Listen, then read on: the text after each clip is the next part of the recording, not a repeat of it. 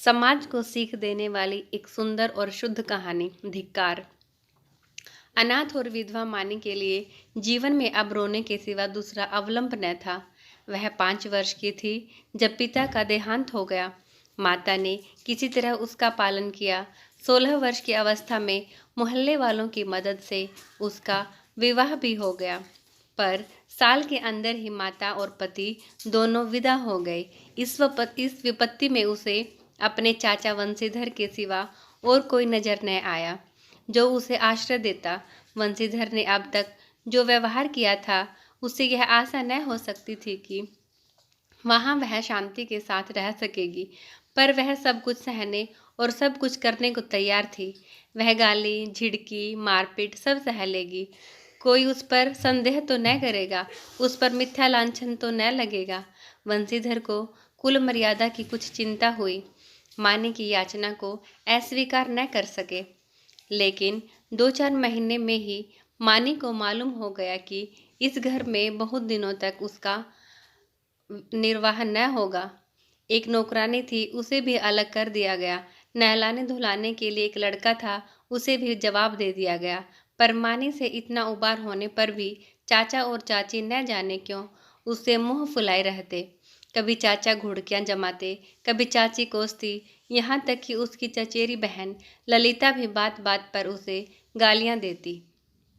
घर भर में केवल उसके चचेरे भाई गोकुल ही थे जो उससे सहानुभूति रखते थे।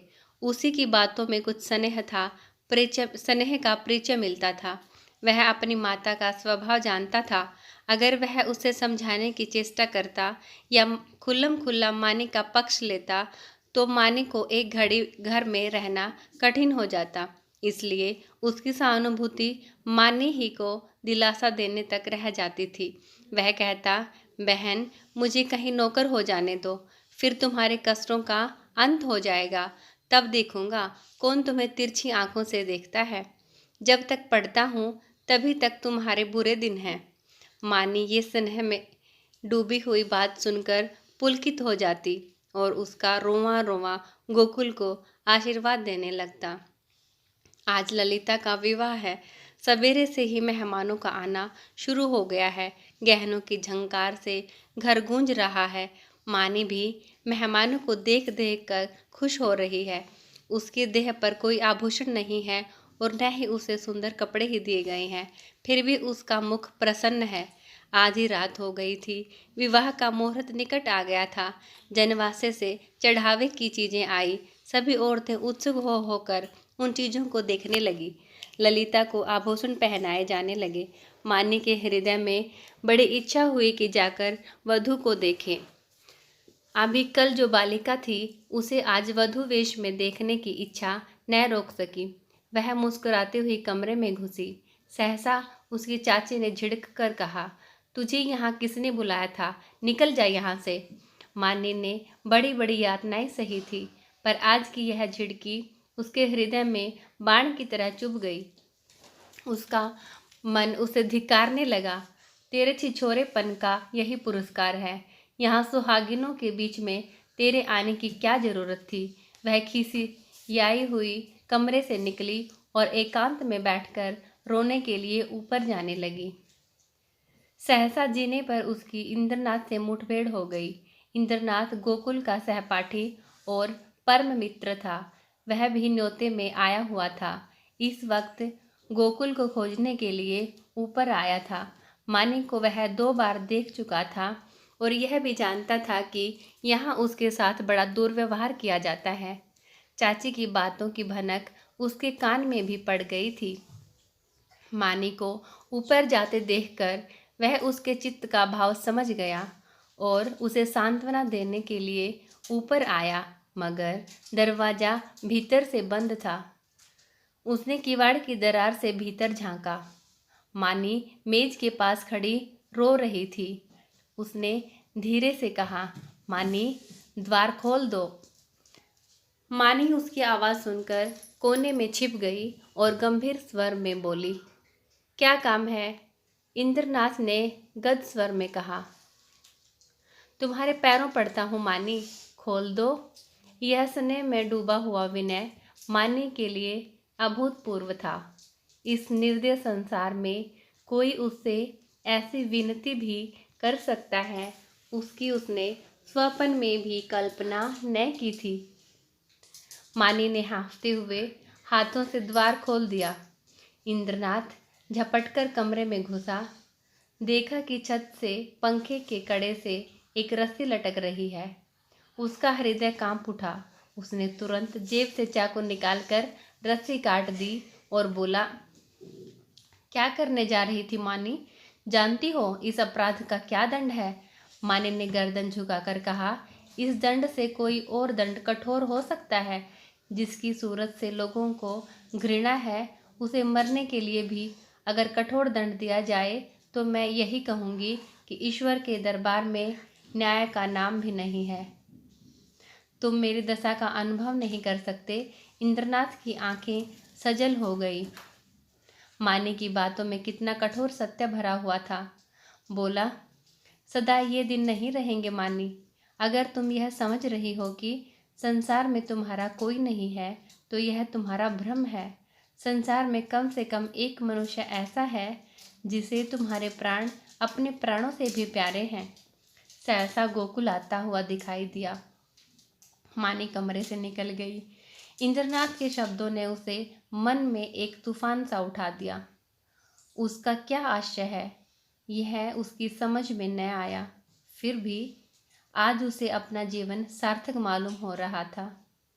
उसके अंधकार में जीवन में एक प्रकाश का उदय हो गया।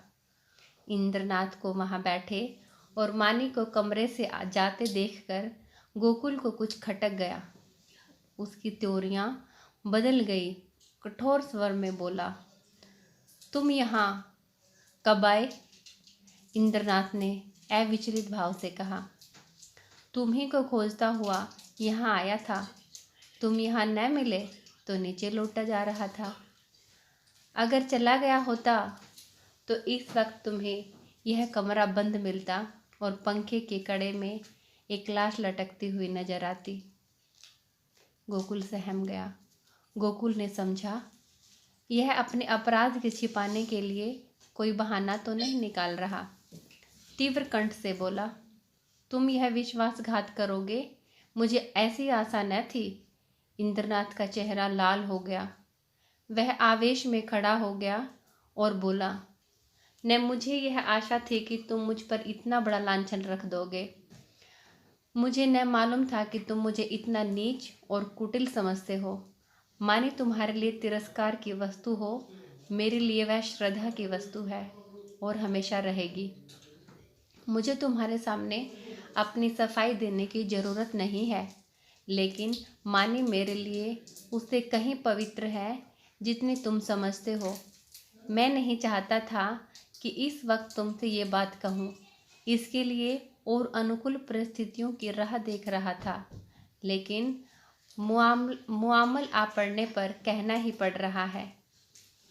मैं यह तो जानता था कि मानी का तुम्हारे घर में कोई आदर नहीं करता, लेकिन तुम उसे इतना नीच और त्याज्य समझते हो, यह आज तुम्हारी माताजी की बातें सुनकर मालूम हुआ।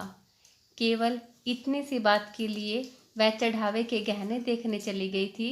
तुम्हारी माता ने उसे इस बुरी तरह झिड़का जैसे कोई कुत्ते को भी न झिड़केगा। तुम कहोगे, इसमें मैं क्या करूं? मैं कर ही क्या सकता हूं? जिस घर में एक अनाथ स्त्री पर इतना अत्याचार हो, उस घर का पानी पीना भी हराम है। अगर तुमने अपनी माता को पहले ही दिन समझा दिया होता तो आज यह नौबत न आती। तुम इस इल्ज़ाम से नहीं बच सकते। तुम्हारे घर में आज उत्सव है। मैं तुम्हारे माता पिता से कुछ बातचीत नहीं कर सकता, लेकिन तुमसे कहने में संकोच नहीं है कि मानी को मैं अपनी जीवन सहचरी मान चुका हूँ और अपने को धन्य समझता हूँ। मैंने समझा था अपना कोई ठिकाना करके तब यह प्रस्ताव तुम करूँगा, पर मुझे भय है कि और विलंब करने में शायद मानी से हाथ धोना पड़े। इसलिए तुम्हें और तुम्हारे घर वालों को चिंता से मुक्त करने के लिए मैं आज ही यह प्रस्ताव किए देता हूँ। गोकुल के हृदय में इंद्रनाथ के प्रति ऐसी श्रद्धा कभी न हुई थी। उस पर ऐसा संदेह करके वह बहुत ही लज्जित हुआ। उसने यह अनुभव भी किया कि माता के भय से मैं मानी के विषय में तटस्थ रहकर कायरता का दोषी हुआ हूँ। यह केवल कायरता थी और कुछ नहीं। कुछ झेंपता हुआ बोला, अगर अम्मा ने मानी को इस बात पर झिड़का तो वह उनकी मूर्खता है। मैं उनसे अवसर मिलते ही पूछूंगा जरूर। इंद्रनाथ, अब पूछने पाछने का समय नहीं। मैं चाहता हूँ कि तुम मानी से इस विषय में सलाह करके मुझे बतला दो। मैं नहीं चाहता कि अब वह यहाँ क्षण भर भी रहे। मुझे आज मालूम हुआ कि वह गर्विणी प्रकृति की स्त्री है और सच पूछो तो मैं उसके स्वभाव पर मुग्ध हो गया हूँ। ऐसी स्त्री अत्याचार नहीं सह सकती। गोकुल ने डरते डरते कहा, लेकिन तुम्हें मालूम है वह विधवा है। जब हम किसी के हाथों अपना असाधारण हित होते देखते हैं तो हम अपनी सारी बुराइयां उसके सामने खोलकर रख देते हैं। हम उसे दिखाना चाहते हैं कि हम आपकी इस कृपा के सर्वथा योग्य नहीं। इंद्रनाथ ने मुस्कुराकर कहा, जानता हूँ, सुन चुका हूँ और इसीलिए तुम्हारे बाबूजी से कुछ कहने का मुझे अब तक साहस नहीं हुआ। लेकिन न जानता तो भी इसका मेरे निश्चय पर असर न पड़ता। मानी विधवा ही नहीं हो, उससे भी गई बीती अगर कुछ हो सकती है वह भी हो, फिर भी मेरे लिए वह रमणी रत्न है। हम छोटे छोटे कामों के लिए तजुर्बेकार आदमी खोजते हैं जिसके साथ हमें जीवन यात्रा करनी है। उसमें तजुर्बे का होना ऐब समझते हैं। मैं न्याय का गला घोंटने वालों में से नहीं हूँ। विपत्ति से बढ़कर तजुर्बा सिखाने वाला कोई विद्यालय आज तक नहीं खुला। जिसने इस विद्यालय में डिग्री ले ली उसके हाथों में हम निश्चिंत होकर जीवन की बागडोर दे सकते हैं। किसी रमणी का विधवा होना मेरी आंखों में दोष नहीं, गुण है। गोकुल ने पूछा, लेकिन तुम्हारे घर के लोग, वो क्या कहेंगे? इंद्रनाथ ने प्रसन्न होकर कहा, मैं अपने घर वालों को इतना मूर्ख नहीं समझता कि इस विषय में आपत्ति करें। लेकिन वे आपत्ति करें भी तो मैं अपनी किस्मत अपने हाथ में ही रखना पसंद करता हूँ। मेरे बड़ों को मुझ पर अनेकों अधिकार हैं। बहुत सी बातों में मैं उनकी इच्छा को कानून समझता हूँ, लेकिन जिस बात को मैं अपनी आत्मा के विकास के लिए शुभ समझता हूँ उसमें मैं किसी से दबना नहीं चाहता। मैं इस गर्व का आनंद उठाना चाहता हूँ कि मैं स्वयं अपने जीवन का निर्माता हूँ। इंद्रनाथ को यह शंका बिल्कुल निर्मूल जान पड़ी। बोले, तुम इस समय बच्चों की सी बात कर रहे हो गोकुल। यह मानी हुई बात है कि मानी आसानी से मंजूर न करेगी। वह इस घर में ठोकरें खाएगी, झिड़कियां सहेगी, गालियां सुनेगी, पर इसी घर में रहेगी। युगों के संस्कारों को मिटा देना आसान नहीं है, लेकिन हमें उसको राजी करना पड़ेगा। उसके मन से संचित संस्कारों को निकालना पड़ेगा। मैं विधवाओं के पुनर्विवाह के पक्ष में नहीं हूँ। मेरा ख्याल है कि पतिव्रत का अलौकिक आदर्श संसार का अमूल्य रत्न है और हमें बहुत सोच समझकर उस पर आघात करना चाहिए। लेकिन माने के विषय में यह बात नहीं उठती। प्रेम और भक्ति का नाम से नहीं, व्यक्ति से होता है। जिस पुरुष की उसने सूरत भी नहीं देखी उससे उसे प्रेम नहीं हो सकता। केवल रस्म की बात है। इस आडंबर की, इस दिखावे की हमें परवाह नहीं करनी चाहिए। देखो, शायद कोई तुम्हें बुला रहा है। मैं भी जा रहा हूँ। 2-3 दिन में फिर मिलूँगा, मगर ऐसा न हो कि तुम संकोच में पड़कर सोचते विचारते रह जाओ और दिन निकलते चले जाएं। गोकुल ने उसके गले में हाथ डालकर कहा, मैं परसों खुद ही आ जाऊंगा। बारात विदा हो गई थी। मेहमान भी रुखसत हो गए थे। रात के 9 बज गए थे। विवाह के बाद की नींद मशहूर है। घर के सभी लोग सरेसाम से सो रहे थे। कोई चारपाई पर, कोई तख्त पर, कोई जमीन पर, जिसे जगह जहाँ मिली वहीं सो रहा था। केवल मानी घर की देखभाल कर रही थी और ऊपर गोकुल अपने कमरे में बैठा हुआ समाचार पत्र पढ़ रहा था। सहसा गोकुल ने पुकारा, मानी, एक गिलास ठंडा पानी तो लाना, प्यास लगी है। मानी पानी लेकर ऊपर आती है और मेज पर पानी रखकर लौटना ही चाहती थी कि गोकुल ने कहा, जरा ठहरो मानी, तुमसे कुछ कहना है।